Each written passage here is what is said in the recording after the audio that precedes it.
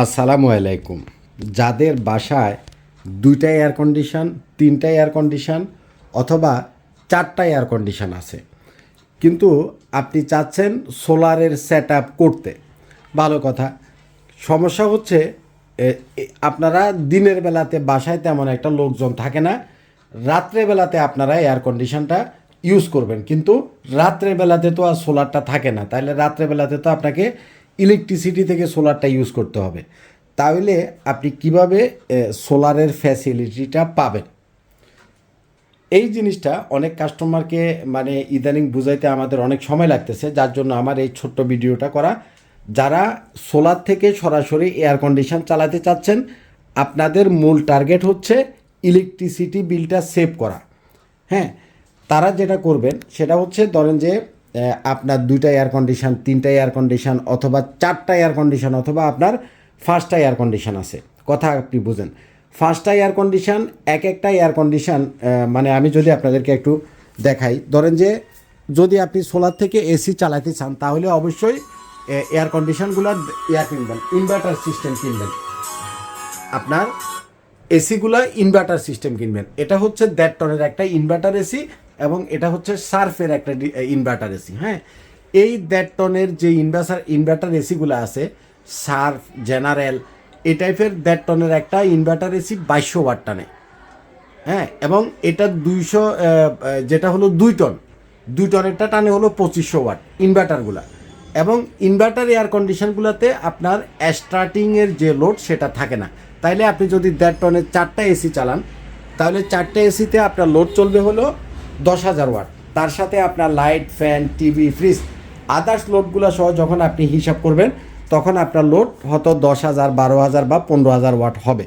এখন আপনি চাচ্ছেন যে এয়ার কন্ডিশনগুলো যারা ইউজ করে তাদের প্রতিদিন মানে প্রতি মাসে দেখা যায় যে 15,000, 20,000, 30,000 মানে ইউজের উপরে ডিপেন্ড করে 40-50,000 টাকা বিল আসে। এখন আপনি যদি সোলার সিস্টেম করেন তাহলে আপনি দিনের বিলটা 100% সেভ করতে পারবেন। এটা আমরা জানি যে আপনি 4টে এসি দিনের বেলাতে ডাইরেক্ট সোলার থেকে চালাবেন, আপনার কোনো ইলেকট্রিসিটি বিল আসবে না। কিন্তু কোশ্চেনটা হচ্ছে, দিনের বেলাতে ধরেন আপনারা বাসায় তেমন একটা এসি চালানোর মতো মানুষ থাকে না, হয়তো বা ফ্যান একটা চলে, লাইট 2টা চলে বা লাইট ফ্যানগুলো চলে, দিনের বেলাতে এসিগুলো চলে না। আপনার বাসায় এসিগুলো চলে হলো রাত্রের বেলায়। হ্যাঁ, অর্থাৎ আপনি যখন ঘুমানোর সময় আপনি এসিগুলো বেশি ব্যবহার করেন। ধরেন যে মানুষ যখন ঘুমায়, যাদের 4টা এসি আছে তারা 4টে এসি চালায়, যাদের 2টা আছে 2টাই চালায়, কারণ রাত্রেবেলাতে মানুষ চায় যে এসিটা চালায়া প্রচণ্ড গরমের ভিতরে যেন শান্তিতে ঘুমাইতে পারে। তাহলে আপনি কী ধরনের সিস্টেম নেবেন, কথাটা আপনি একটু বুঝবেন।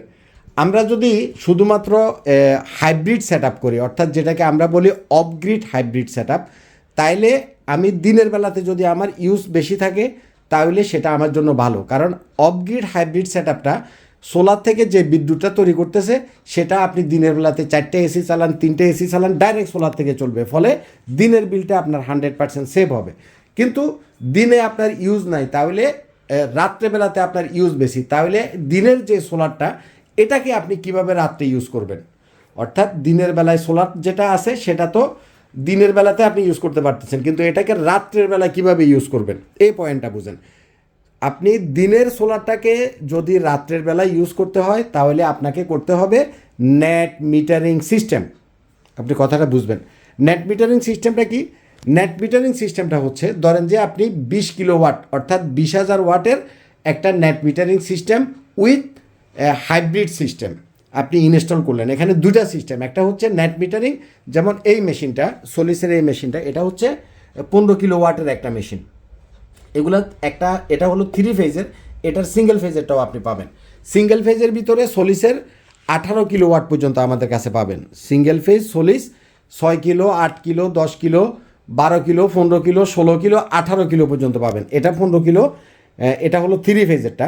এই সোলিসের মেশিনগুলো আপনারা একটু দেখাই, মানে একটা মেশিন কতটা হেভি আপনি ফিজিক্যালি না দেখলে বুঝবেন না। এই দেখেন, দুই পাশে 2টা মানে শক্ত হ্যান্ডেল দিছে, এ পাশে একটা, যাতে এই মেশিনটাকে 2জন মানুষ অন্তত 2 সাইডে ধরে যাতে উঁচা করতে পারে, কারণ এগুলো অনেক হেভি মেশিন, 2-3জন মিলে আপনি লাটতেও পারবেন না। মানে এই মেশিনটা আপনি আমার এখানে না আসলে, ফিজিক্যালি না দেখলে আপনি বুঝবেনই না, বিষয়টা এরকম। তো আমরা যেটা আপনাকে বোঝাচ্ছিলাম নেট মিটারিং সিস্টেমটা হচ্ছে ধরেন যে আপনি 20,000 ওয়াটের একটা অনগ্রিড এবং হাইব্রিড। নেট মিটারিং সিস্টেমটাকে মূলত অনগ্রিড সিস্টেম বলে, হ্যাঁ, অর্থাৎ আমরা দিনের বেলাতে সোলার থেকে যে এনার্জিটা পাবো, ধরেন আমার 20 কিলোওয়াটের সেট আপ একটা করা আছে সোলারের। এখন 20 কিলোওয়াট সোলার থেকে আমার আসতেছে হলো ধরেন যে 15 কিলোওয়াট করে আসতেছে। এখন দিনের বেলাতে এই 15 কিলোওয়াট তো আমার ইউজ করা নাই, আমার ব্যাটারি আছে, ব্যাটারি এটা মনে করেন 2 ঘন্টায় চার্জ কমপ্লিট হয়ে গেছে, হ্যাঁ, এটা 16 কিলোর ব্যাটারি, যদি 16 কিলোওয়াট করে আসে 1 ঘন্টায় এই 16 কিলোওয়াটের ব্যাটারিটা ফুল চার্জ হয়ে যাবে। তাইলে বাকি যে সোলার থেকে এনার্জিটা আসতেছে, দিনের বেলাতে তো আমার লাইট ফ্যান ছাড়া অন্য কিছু চলে না, এসি চলে না, এসি চলে হলো রাত্রের বেলাতে ঘুমানোর সময়। তাহলে এই সোলারটাকে আমরা কিভাবে ইউজ করব? আপনাকে যেটা করতে হবে, অনগ্রিডের সাথে হাইব্রিড, এই মেশিনগুলো দুইটা, একটা হচ্ছে অনগ্রিড আর আরেকটা হচ্ছে হাইব্রিড। অনগ্রিড মানে হচ্ছে নেট মিটারিং সিস্টেম, আর হাইব্রিড মানে হচ্ছে নেট মিটারের সাথে ব্যাকআপ সিস্টেম, অর্থাৎ ব্যাটারিও থাকবে। শুধু অনগ্রিড যেটা, শুধুমাত্র অনগ্রিড, হাইব্রিড না, সেটাতে আপনার ব্যাকআপ সিস্টেম থাকে না, ব্যাটারি ইউজ করতে পারবেন না, ব্যাটারি সাপোর্টও থাকে না। কিন্তু অনগ্রিড আর হলো হাইব্রিড, সেটাতে দুটা সিস্টেম থাকে, ব্যাকআপ সিস্টেমও থাকে, অর্থাৎ রাত্রেবেলাতে যদি আপনার কারেন্ট চলে যায়, আপনার লাইট ফ্যান এয়ার কন্ডিশন সেটা আপনি ব্যাটারি থেকে চালাতে পারবেন। এবং নেট মিটারিং সিস্টেম, অর্থাৎ আপনি বিদ্যুৎটা গ্রিডের দিনের বেলাতে জমা রাখতে পারবেন, সেটাই আপনি রাত্রেবেলাতে আবার ইউজ করতে পারবেন। কথাটা বুঝছেন কিনা? আপনার এলাকাতে পল্লী বিদ্যুতের লাইন থাকুক বা যারা বিদ্যুৎ অফিসে যায়া আপনি নেট মিটারের জন্য একটা অ্যাপ্লিকেশন করবেন যে ভাই আমার 15 কিলোওয়াট, 10 কিলোওয়াট, 20 কিলোওয়াটের আমার একটা নেট মিটার লাগবে। তো নেট মিটারটা কি? নেট মিটারটা হচ্ছে আমরা সাধারণত বাসা বাড়িতে যে মিটারগুলো ইউজ করি এগুলো হচ্ছে একদিকে ঘুরে, হ্যাঁ, আর নেট মিটারটা এরকমই মিটার, কিন্তু সেটা 2 দিকে ঘুরতে পারে। অর্থাৎ আপনি যখন গ্রিডের লাইন ইউজ করতেছেন, যখন আপনার গ্রিডের বিল উঠতেছে, তখন মিটারটা যেদিকে ঘুরে, আবার আপনি দিনের বেলাতে সোলার থেকে বিদ্যুৎটা যখন গ্রিডে পাঠাচ্ছেন, তখন মিটারটা উল্টা দিকে ঘুরে। কথা আপনি বুঝছেন কিনা? অর্থাৎ সারাদিনে ধরেন যে আপনার 50 কিলোওয়াট সোলার থেকে আপনার গ্রিডে আপনি বিদ্যুৎটা জমা রাখলেন। নেট মিটারিং সিস্টেমটা মানে হলো সোলার থেকে যে বিদ্যুৎটা আপনার আসতেছে, যেটা আপনার ইউজ হচ্ছে না, সেটা আপনি গ্রিডে জমা রাখতে পারবেন। অর্থাৎ তখন আপনার মিটারটা উল্টা দিকে ঘুরবে। আপনি গ্রিডে যত ইউনিট বিদ্যুৎ জমা রাখলেন, ধরেন যে আপনি প্রতিদিন গ্রিডে 50 ইউনিট বিদ্যুৎ আপনি জমা রাখেন। এখন রাত্রের বেলাতে তো আপনার সোলারটা থাকতেছে না, রাত্রের বেলাতে তো আপনি সেই বিদ্যুৎটা গ্রিডের লাইনটাই ইউজ করতেছেন। তাইলে দিনে আপনি যে 50 ইউনিট বিদ্যুৎ আপনি গ্রিডে জমা রাখলেন, রাত্রের বেলাতে আপনার জমাকৃত বিদ্যুৎটাই আপনি আবার ইউজ করতে পারবেন। অর্থাৎ যাদের দিনের বেলাতে এসিগুলো চলবে না, রাত্রের বেলাতে এসিগুলো চলবে, তারা এই net metering system with battery backup system, এই দুইটা সিস্টেমের কম্বিনেশন, এই অনগ্রিড প্লাস হাইব্রিড বলে এটাকে, এই সেট আপটা করবেন। তাইলে দিনে আপনি যত ইউনিট বিদ্যুৎ আপনি গ্রিডে জমা রাখলেন, রাত্রের বেলাতে আপনি যখন গ্রিডের লাইনটা ইউজ করতেছেন, তখন আপনার মিটারটা উল্টা ঘুরবে। অর্থাৎ আপনার জমাকৃত বিদ্যুৎটাই আপনি আবার রাত্রে ইউজ করবেন, ওইটার কোনো বিল আসবে না। কথা আপনি বুঝছেন কিনা?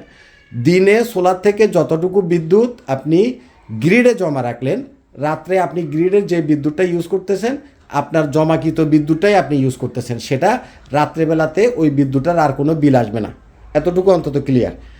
এটাকে বলা হলো নেট মিটারিং সিস্টেম। এটা বাংলাদেশ সরকারের গ্যাজেট আকারে প্রকাশ করছে। নেট মিটারিং সিস্টেম প্রত্যেকটা জায়গাতে করা যায়। আপনি বিদ্যুৎ অফিসের ইঞ্জিনিয়ারের সাথে কথা বললেই, অ্যাপ্লিকেশন করলে আপনাকে নেট মিটার দিয়ে দিবে।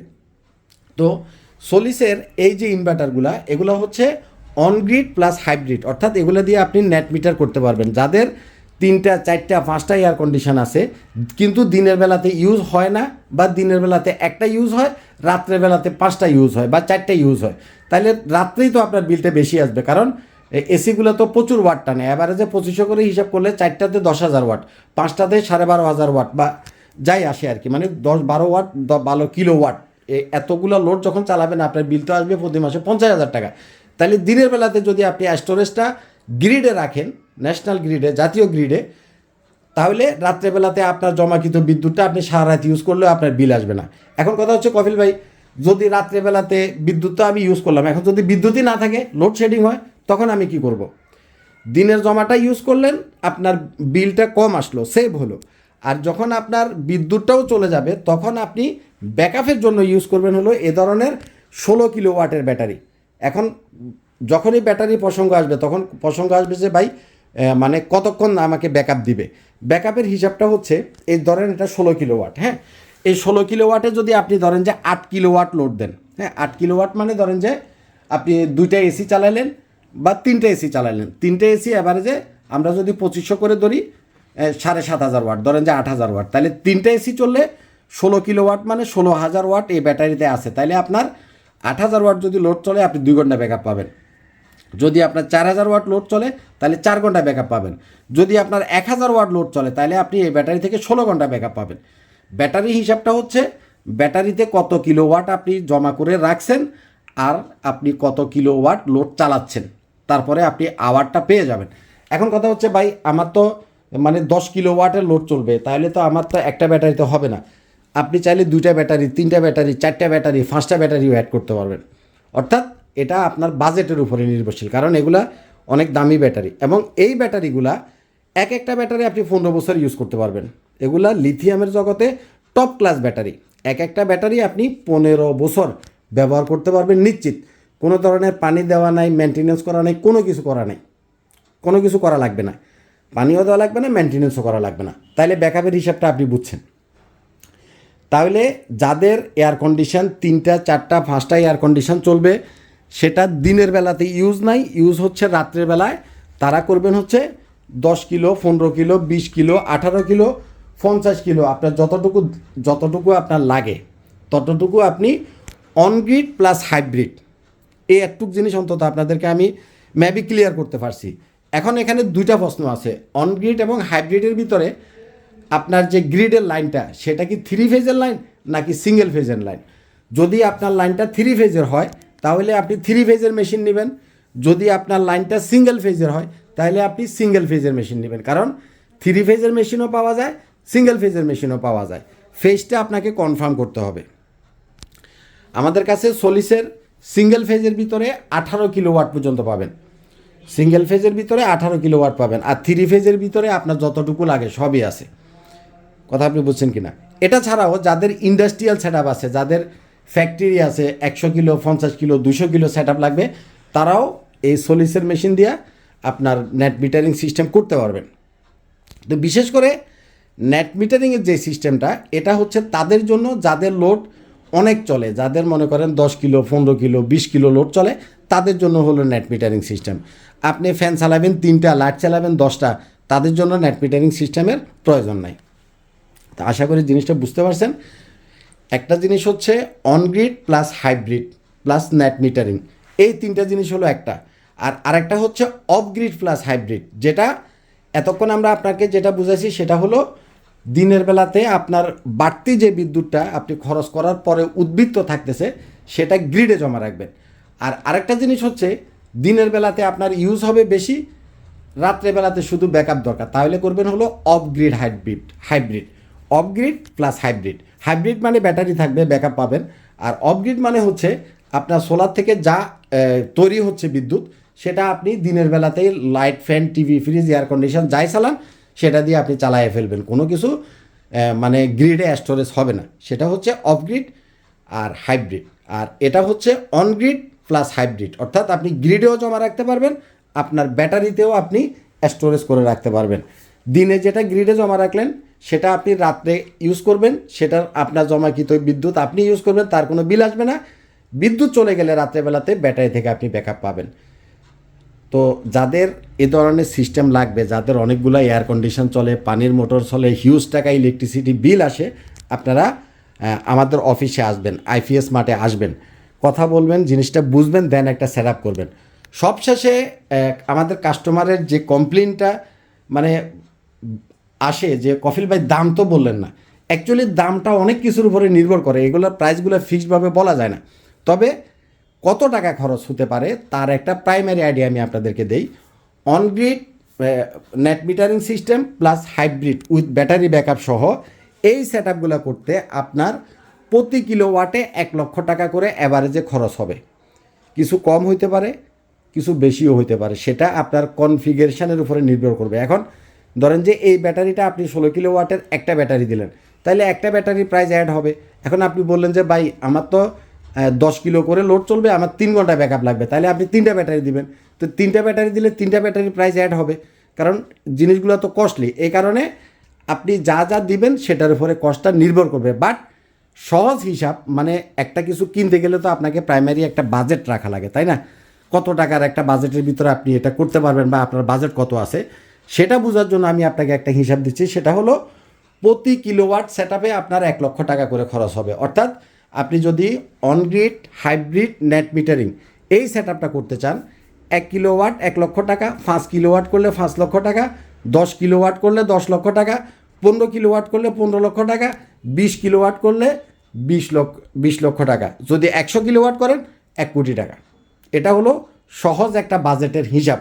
আপনার যদি এই রেঞ্জের ভিতরে বাজেট থাকে তখন আপনি আমাদের কাছে আসবেন, তখন আমি আপনাকে ফাইনাল হিসাব করে দিব যে আপনার অ্যাকচুয়ালি কোন কোন জিনিস আপনি নিচ্ছেন সেটার উপরে কত টাকা আপনার লাগবে।